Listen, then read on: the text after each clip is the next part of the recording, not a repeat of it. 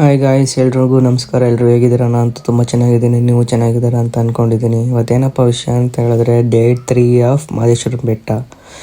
ಇವತ್ತು ನಾವು ಬಂದಿದ್ದು 3ನೇ ದಿವಸಕ್ಕೆ ಪ್ಲ್ಯಾನ್ ಮಾಡಿದ್ದಿದ್ದೆ ಸಾಲೂರು ಮಠಕ್ಕೆ. ಎಲ್ರಿಗೂ ಗೊತ್ತೇ ಇರುತ್ತೆ ನೋಡಿ ಗಾಯ್ಸ್. ಸಾಲೂರು ಮಠದಲ್ಲಿ ಕಲ್ಲಿನ ಬಗ್ಗೆ ನಿಮ್ಗೆ ಗೊತ್ತೇ ಇರುತ್ತೆ, ಹಾಗೆ ಈ ಮರದ ಬಗ್ಗೆನೂ ಗೊತ್ತೇ ಇರುತ್ತೆ. ಆ ಕಲ್ಲು ಮೇಲೆ ಯಾರಾದರೂ ಕಾಸಿಟ್ರೆ ಅದು ಬಲಗಡೆಗೆ ತಿರುಗಿದ್ರೆ ಆ ಕೆಲಸ ಆಗುತ್ತೆ ಅಂತ. ಈ ಮರದ ಬಗ್ಗೆ ಯಾರಿಗಾದ್ರು ಗೊತ್ತಿದ್ರೆ ಕಮೆಂಟ್ ಮಾಡಿ. ಹಾಗೆ ನಾವು ಹೊರಟಿದ್ದೆ ಊಟಕ್ಕೆ ಅಂತ. ಬನ್ನಿ ಗಾಯ್ಸ್, ಊಟ ಮಾಡೋಕೆ ಹೋಗೋಣ.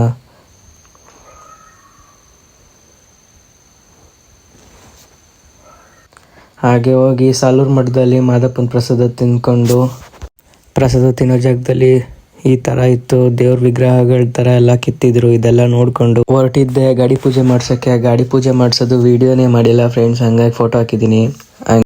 ಹಾಗೆ ಮನೇಲಿ ಸ್ವಲ್ಪ ಲಾಡು ಪ್ರಸಾದ ಎಲ್ಲ ತೊಗೋಬೇಕು ಅಂತ ಹೇಳಿದ್ರು, ಹಂಗಾಗಿ ನಾವು ಗಾಡಿ ಪೂಜೆ ಮಾಡಿಸೋ ಜಾಗದಿಂದ ಕೆಳಗಡೆಗೆ ಬಂದು ಹಾಗೆ ಪ್ರಸಾದ ಎಲ್ಲ ತೊಗೊಂಡು, ಹಂಗೆ ನಮ್ಮ ಮಾವನ ಮಕ್ಕಳೆಲ್ಲ ಸ್ವಲ್ಪ ಆಟ ಸಾಮಾನೆಲ್ಲ ಬೇಕು ಅಂತ ಕೇಳ್ತಾಯಿದ್ರು. ಹಂಗಾಗಿ ಇಲ್ಲಿ ಬಂದು ಆಟ ಸಾಮಾನೆಲ್ಲ ತೊಗೊಂಡು ದೇವಸ್ಥಾನ ಹತ್ರ ಬಂದು ಹಂಗೆ ನನ್ನ ತಮ್ಮ ಬ್ರದರ್ಸ್ದು ಫೋಟೋ ತೆಗಿತಾ ಇದ್ದ. ಹಂಗೆ ನಾನೊಂದು ಅದೊಂದು ವೀಡಿಯೋ ಮಾಡ್ಕೊಂಡು ಹಾಗೆ ಮಾದಪ್ಪಂಗೆ ಒಂದು ಬಾಯ್ ಹೇಳಿ ಮಾದಪ್ಪನ ಬೆಟ್ಟ ಬಿಟ್ಟೋವಾಗ ಬೇಜಾರಾಯ್ತಾಯಿದ್ರು, ಹೊರಟ್ಕೊಂಡ್ವಿ ಗೈಸ್.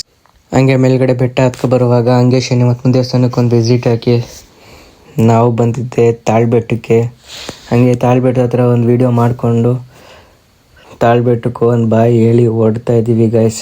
ಹೋಗೋಕ್ಕಿಂತ ಮುಂಚೆ ಬಿಸಿಯಾಗಿ ಬಜ್ಜಿ ತಿಂದ್ಕೊಂಡು ಹಂಗೆ ಒಂದು ಟೀ ಹಾಕೊಂಡು ಓಡೋಣ ಅಂತ ಬಂದೆ. ಆಲ್ರೆಡಿ ನಮ್ಮ ಮಾವ ವಡೆ ತೊಗೊಂಡು ನಿಂತಿತ್ತು. ನಾನು ಹೋಗಿ ಒಂದು ವಡೆ ತಿಂದ್ಕೊಂಡು, ವಡೆನೂ ಚೆನ್ನಾಗಿತ್ತು ಗೈಸ್. ಎಲ್ಲರೂ ವಡೆ ಚೆನ್ನಾಗಿ ತಿಂತಾಯಿದ್ರು. ನಾನು ಒಂದು ವಡೆ ತಿಂದ್ಕೊಂಡು, ಅಣ್ಣ ಸೌತೆಕಾಯಿ ಮಾವಿನಕಾಯಿ ಎಲ್ಲ ಇಟ್ಕೊಂಡಿದ್ರು, ಅದೊಂದು ವೀಡಿಯೋ ಮಾಡ್ಕೊಂಡು ಡೈರೆಕ್ಟ್ ಹೋಗಿದ್ದೆ. ನಮ್ಮಮ್ಮ ಬಜ್ಜಿ ತೊಗೊಂಡಿತ್ತು, ಅಲ್ಲಿಗೆ ಹೋದೆ. ಹಾಗೆ ನಾನೊಂದೆರಡು ಬಜ್ಜಿ ತೊಗೊಂಡು ತಿಂದ್ಕೊಂಡು ಕೊನೆಗೆ ಈಗ ಟೀ ಕುಡಿಯೋ ಸಮಯ. ಬನ್ನಿ ಗಾಯ್ಸ್, ಟೀ ಕುಡಿಯೋಣ. ಹಂಗೆ ಅಣ್ಣ ಚೆನ್ನಾಗಿ ಟೀ ಮಾಡಿದ್ರು, ಕುಡ್ಕೊಂಡು ಹೊರಡ್ತಾ ಹಂಗೆ ಮಾದಪ್ಪನ ಬೆಟ್ಟ ಮಿಸ್ ಮಾಡಿಕೊಂಡು ಮಾದಪ್ಪಂಗೊಂದು ಬಾಯ್ ಹೇಳಿ ನಾವು ಕೊನೆಗೆ ಹೊರಟ್ವಿ ಗೈಸ್. ಹೋಯ್ತಾ ಅನ್ನೂರಲ್ಲಿ ಹಂಗೆ ಒಂದು ಟೀ ಕುಡಿಯೋಣ ಅಂತ ನಮ್ಮ ಮಾವ ಹೇಳ್ತು. ಹಂಗೆ ಬಂದು ಒಂದು ಟೀ ಕುಡ್ಕೊಂಡು ಅನ್ನೂರಲ್ಲಿ ಸೇಮ್ ಸ್ಪಾಟು ಗೈಸ್, ಆಗಲೇ ತೋರಿಸ್ದೆ ನಿಮಗೆ ಹೋದ ವಿಡಿಯೋದಲ್ಲಿ. ಅದೇ ಜಾಗಕ್ಕೆ ಬಂದು ಒಂದು ಟೀ ಕುಡ್ಕೊಂಡು ಮತ್ತೆ ಹೊರಟ್ವಿ.